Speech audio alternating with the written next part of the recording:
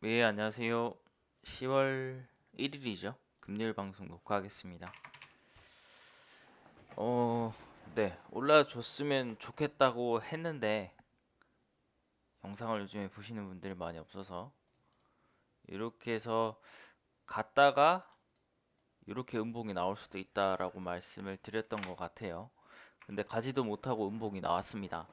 음, 뭐 장이 내일 어떻게 될지는 모르겠어요. 모르겠는데 그 중국은 일단 휴장인 걸로 알고 있습니다. 근데 형다그룹은 홍콩 거래소인가요? 거기 뭐 거래 정지 신청을 했다. 회사 측에서 거래 정지 신청을 했다. 뭐 이렇게 얘기를 하는데 뭐 회사에서 안 하게 해달라고 하면 또 안 하게 해주는지 모르겠어요. 뭐 그게 일단 중국장이 안 열리니까 그 영향이 저희한테 좀 제한적일 수도 있지 않나라고 생각을 하는데 일단 지수 자체는 여기 보시면 이렇게 빠졌다가 올라가기도 했는데 이렇게 가야 될 자리에서 못 가고 빠지면은 오히려 더 빠지는 경향들이 있거든요. 지수도 코스피랑 코스닥도 마찬가지로 둘 다 지금 이렇게 갭을 떨어뜨렸으면은 갭을 메운 다음에 다시 하락을 하는데 갭을 메우지도 못하고 하락을 했어요. 근데 여기서 바로 내일 5일날 바로 양봉이 나온다? 그것도 되게 이상한 그림이거든요. 그래서 저는 추가적인 하락을 조금 더 보기는 하는데 안 떨어졌으면 좋겠다라는 건 같은 마음입니다. 제가 뭐 한두 달 전부터 외쳤던 2970선은 한 번은 와야 될 것 같기는 해요. 지금 좀 빠져서 쫄리는 분들이 많이 계실 거예요. 신용 쓰시는 분들 특히나. 근데 이제 지금 떨어지는 거를 섣불리 담을 필요는 없고 다 빠진 다음에 반등을 확인하고 그때 사도 안 늦거든요. 떨어지는 칼날을 받았다가 나까지 털고 더 빠지는 경우가 작년에 여기서 저는 경험을 했기 때문에 굳이 지금 자리에서 살 필요는 없을 것 같아요. 그래서 조금 더 빠지면은 그리고 누구나 생각하는 뭐 3000이라는 지지선 그다음에 뭐 제가 얘기하는 2970선 많이들 생각을 하실 거예요. 모르긴 몰라도. 근데 모두가 생각하는 자리는 한 번은 깨야 된다라고 저는 생각을 하거든요. 그거를 안 깨고 올라간다는 거는 누구나 예상 가능한 거잖아요. 그럼 재미가 없어요. 변동성이 적은 게 좋긴 하지만. 그래서 저는 요 자리를 한번 확 깬 다음에 올라오지 않을까. 그쪽으로 무게를 두고 매매를 할 생각이 있습니다. 그러면 이렇게 빠질 때 안 빠지는 종목, 덜 빠지는 종목이 뭔지, 그 다음에 이렇게 빠짐에도 올라가는 뭐 종목이 뭔지, 그거를 좀 공부를 해 두시는 게 좀 좋습니다. 그리고 이게 빠질 때 올라가면 당연히 지수가 올라가면 또 빠질 수도 있겠죠. 그거에 따라서 잘 대응을 하셔야 될 것 같고, 코스닥도 마찬가지로 뭐 여기 뭐 얼추 빠질 자리가 많잖아요, 지금. 많아요, 빠질 자리가. 그래서 코스닥도 많이 깨지면은 900도 한번 깰 것 같긴 한데, 그렇게까지 빠지면 안 되겠죠. 빠지면 뭐, 여기까지 누구나 예상할 것 같고, 이 정도 빼줘야 좀 될 것 같아요. 뭐라고 해야 되죠? 암튼, 10%, 와. 그리고 누가 지난주에 삼성전자를 얘기했는데, 삼성전자를 보니까, 여기까지도 한번 뺄 수 잠깐만. 6만 얼마였는데? 요 자리? 주봉, 월봉.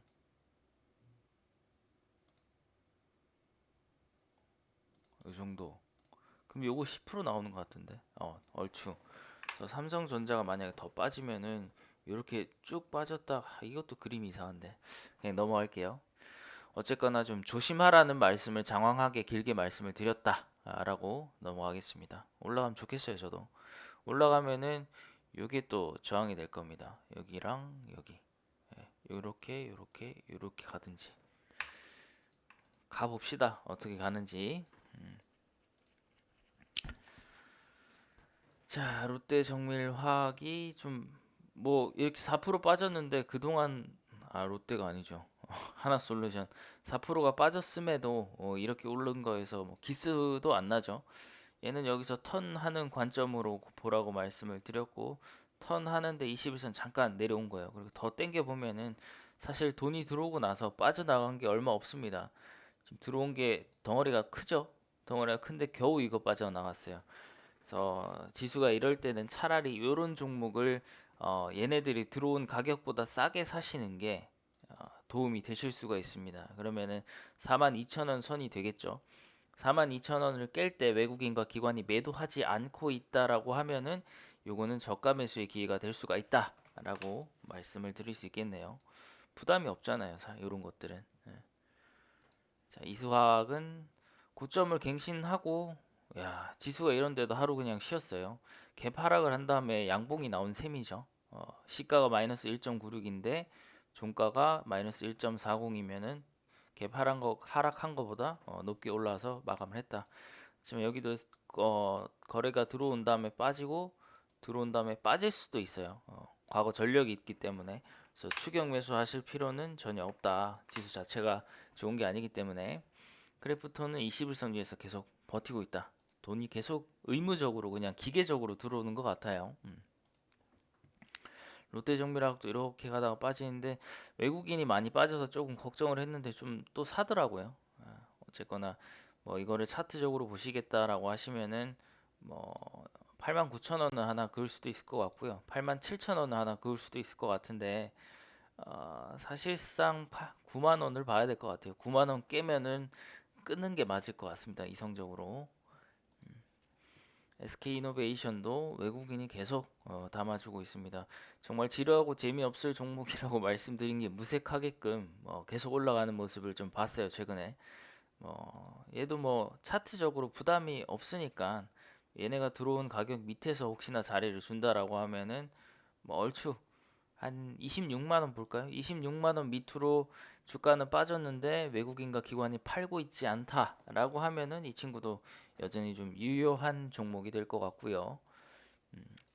야, 얘가 가더라고요. 이렇게 언제든 배신을 당할 수 있는 종목이다라고 해서 여기도 이렇게 빠질 것 같았는데 아니나 다를까 빠지는 척하다 올라가더라고요. 이번엔 다른 모습을 보여줄지는 모르겠습니다만은 어쨌든 보여지는 수치는 이렇게 매수를 진행을 해가고 있다. 하지만 차트만 보고는 되게 좀 매매를 하기 무서운 종목이다. 그렇게 볼 것 같네요. SM이 와 이렇게 많이 오른 다음에 또 올라갑니다. 뭐라 말씀을 못 드리겠어요. JYP 비슷한 그림. 동화기업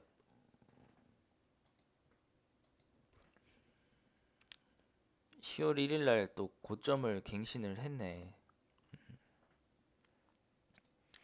현대일렉트릭도 뭐 쭉 가는 거죠. 이렇게 가다가 빠지고 21선 닫고 21선 닫고 뭐 이런 식으로 계속 가는 종목인데 뭐 이거는 길게 보는 거라서 제가 뭐라고 모르겠습니다. 말씀을.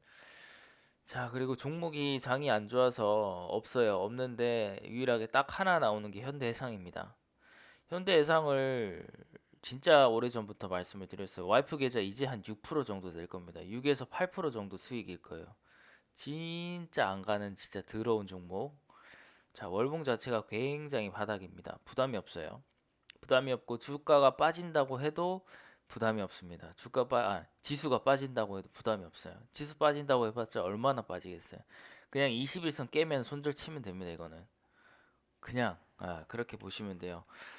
근데 또 이제 들어오는 금액이 200억 가까이 들어와 4% 오르기는 하는데 오히려 이제 지금 계속 좀 날린 것 같더라고. 대출 가지고 대출을 아예 전면 금지를 하겠다라는 찌라시도 어디서 봤고, 그러면 1금융권이 일단 첫 번째 규제 대상이 되는데 그게 안 되면 2금융권으로 또 넘어갈 수도 있거든요.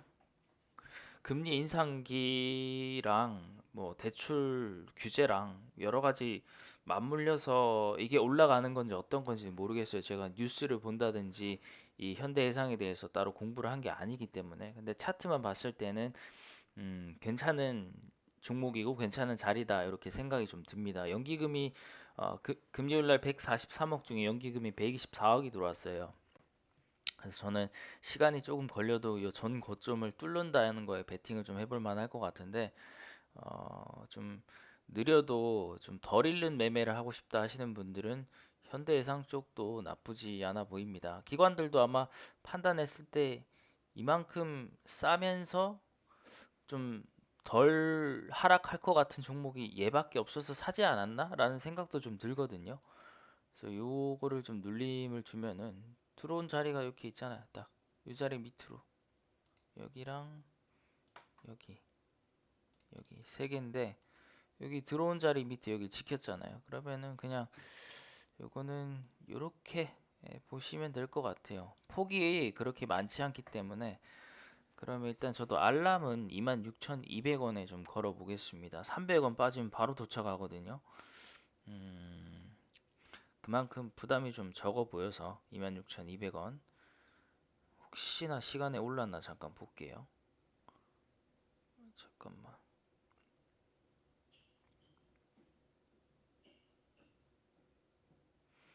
시간에 0.19 하락했습니다. 괜찮아요.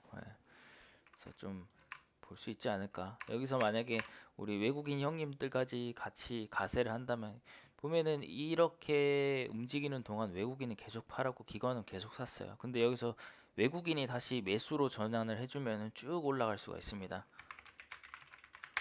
이 친구처럼 와 진짜 아름답다. 얘는 수익이 많이 올라갔죠. 지금 제 와이프 계좌에서 제일 많은 수익금과 제일 많은 수익률 갱신을 하고 있습니다. 언제 팔아야 될지 모르겠어요, 저도. 1금융권이 지금 규제를 하는, 잠깐, 세명전기를 안 봤지. 그래서 종목은 하나, 저는 현대해상을 좀 볼 수 있을 것 같고, 그다음에 세명전기인데, 제가 알기로는 대북주랑 좀 연관이 있습니다. 근데, 앞전에도 이제 살려는 사람이 많았고, 지금도 다시 오늘 아침에 대북 뭐 연락하는 거를 복구를 했다? 그런 찌라시가 있는 것 같더라고요. 이게 아마 갭을 뜨면은 그냥 보내주십시오. 갭을 뜨지 않는다라고 하면은 이 친구가 아직 살아 있을 것 같아서 가지고 왔는데 저는 절대 안 살 겁니다. 절대 안 살 거고 좀 별로 추천하고 싶지는 않고요. 그냥 대북주 중에 하나인데 괜찮아 보여서 말씀드리기도 좀 뻘쭘합니다. 종목 자체가. 저는 현대해상 하나만 이렇게 좀 말씀을 드리고 그다음에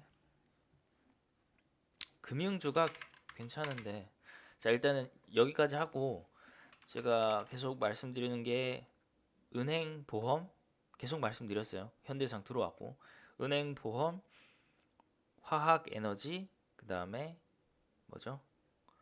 기억이 왜 이래?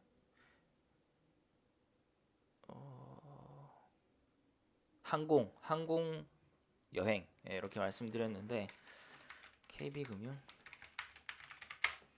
KB금융 외국인 계속 담고 있어요. 느리고 재미없어도 이게 21선 이격도 좀 커져버렸네. 5% 금융주에서 5%면 좀 큰 편이긴 한데 요거는 여기 보고 들어가야 될 것 같아요. 요거 지키는 전제로 기관은 좀 팔았지만 외국인 계속 담고 있다라는 거. JB금융지주 계속 올라가는데 뭐 하루 쉰 거죠. 아무래도 좀 지방은행이다 보니까 수급적으로는 조금 약합니다.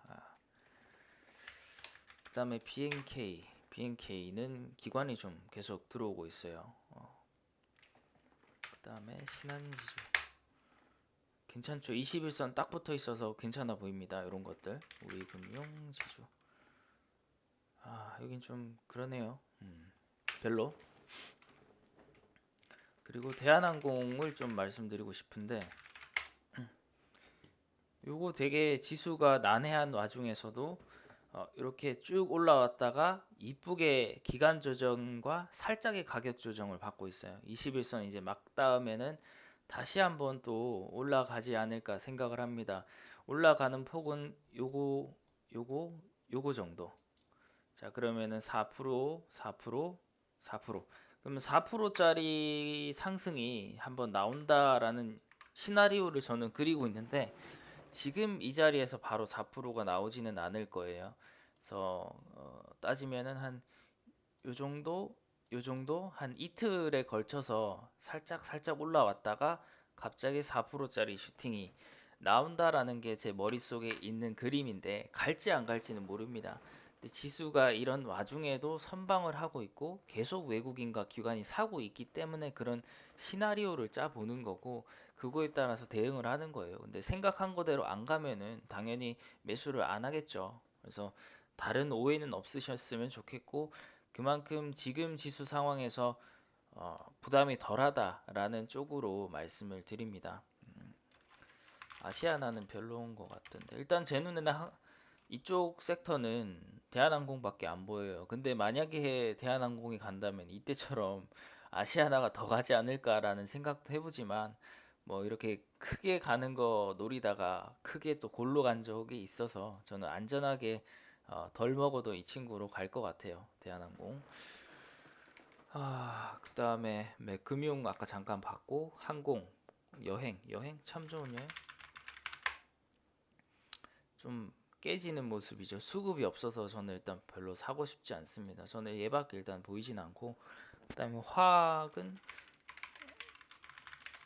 화학 좀 많이 빠졌네요. 이렇게 들어온 거 좀 많이 빠졌어요. 들어온 거 좀 빠졌고 롯데정밀 아까 봤고 삼양사도 지금 여기서 더 안 빠지면은 괜찮아 보입니다. 여기서 더 빠지면 조금 문제인데 68,500원 정도가 중요할 것 같네요. 그러면은 여기서 사면은 여기까지는 볼륨이 또 나올 수도 있는데 지수가 좋아야 가겠죠. 지수가 안 좋으면 좀 힘들 수도 있고 어쨌거나 저는 이 친구는 좀 좋게 봅니다. 근데 하나의 문제라고 하면은 월봉 60일선을 이렇게 거래량 동반하면서 세게 뚫어줘야 되는데 못 뚫었기 때문에 다시 점차 하락을 할 수도 있습니다. 이평선이 모아져야 되기 때문에 근데 하락하기보다는 지금 자리에서는 횡보를 해주는 게 조금 더 좋아 보이고요. 반대로 한국가스공사를 보면은 거래량을 동반하면서 월봉 60일선을 강하게 뚫어버립니다. 그러고 나서 잠깐 10월 달에 쉬고 다시 11월 달에 올라갈 수도 있어요. 어떤 그림을 보여줄지는 모르겠지만 어쨌거나 이 친구도 거래량을 동반해서 터진 다음에 거래량 줄어들면서 횡보를 하는데 외국인이 계속 사고 있다라는 점, 그 부분은 긍정적으로 보시는 게 맞습니다. 지수가 어떻게 될지 모르겠지만 이렇게 외국인이 계속 들어오고 있는 종목 몇 개를 소개를 해드렸고요. 그거에 따라서 대응하는 거는 각자의 몫으로 공부해 보시면 되겠습니다. 그 주식을 처음 하시거나 잘 모르시는 분들은 이 말이 되게 어렵고 어쩌라고라는 생각이 들 수도 있을 것 같아요. 근데 저도 잘 모르기 때문에 기초적인 모든 것들을 설명을 하기가 저도 힘듭니다. 그래서 저는 오로지 제 관점에 의해서만 설명을 드리는 거고 장기적으로 투자할 종목들은 솔직히 개인이 공부를 하셔야 돼요. 공부 없이 막 샀다가는 힘들고요. 가장 좋은 거는 그냥 배당이 좋은 것들을 사서 쭉 가지고 가시는 것도 괜찮아 보입니다. 이 친구 배당 4%거든요. 배당이 4%인데 근데 또 딱히 외국인과 기관이 엄청 사고 있지는 않습니다. 그래서 월봉으로 보고 매매를 하신다면은 요 정도? 2만 2천원, 3천원 정도를 이탈하면은 손절을 잡아도 될 것 같고 그래서 요 부분에서 좀 모아가지고 이렇게 한 25% 3만원 정도까지 보시는 것도 괜찮아요. 배당을 생각으로 일단 사시는 게 정신적 스트레스가 덜할 것 같습니다. 일단 여기까지 하겠습니다. 오늘 수고 많이 하셨고 내일 이번 주 장 파이팅 하시기 바라겠습니다. 내일 봬요. 안녕.